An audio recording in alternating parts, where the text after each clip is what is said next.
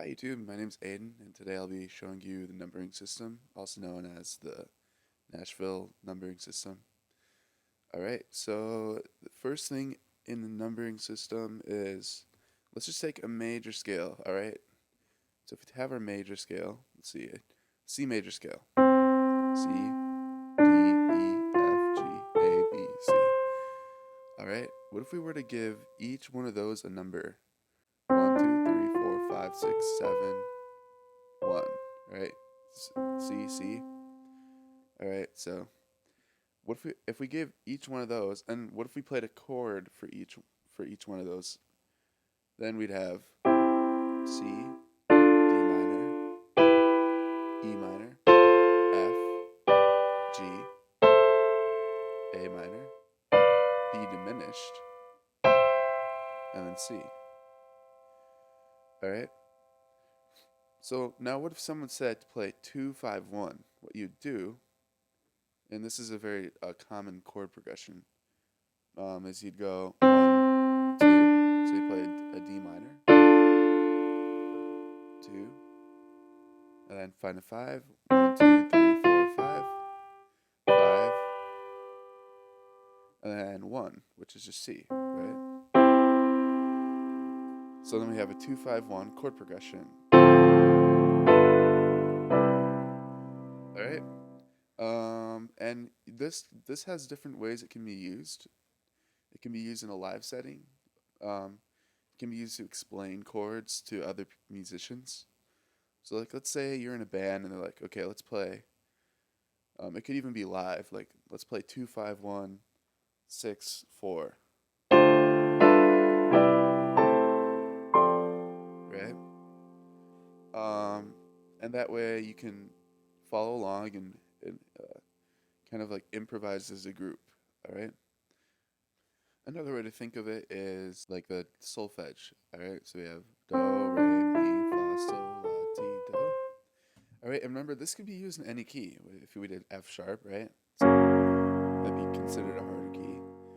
Just find, if you know your scales, it makes this a ton easier. All right. So 1, 2, 3, 4, 5, 6, 7, 1.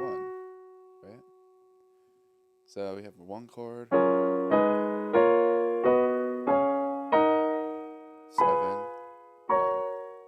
All right. And this is just a really useful thing also for chord labeling. So if we were to say play, we can say play a 1, or what if we did a 1 over 3, 1/3. What that means is we're going to be starting our 1 chord on the 3rd scale degree. So 3rd scale degree is E, right? 1, 2, 3. So that means we want this E here. This E needs to be our starting note. So we're going to take this C, move it up here. That's also known as C over E. But in the numbering system, you'd call it 1 over 3. And same goes for like a 1 over 5. It's like that. Because we're starting on the 5th scale degree. 1, 2, 3, 4, 5. And we still have C, E, G, but they're in a different order. Okay. And that's typically what you would do for like a 6 chord. You'd probably do like a 4 over 6, and then a 5 over 7. So you don't get this. Or you could do a 6, I suppose. But this also sounds good. But the 7 chord's pretty usually pretty dissonant.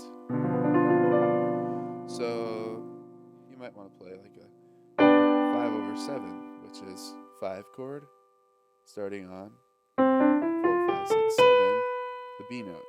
Okay. So normally we have G, B, D, but now we have the different order: G, B, D. All right. It's just basically reordering the notes. All right. All right. With that said, that's all I have for you in this video. I would suggest that you try to practice it and to get better at it.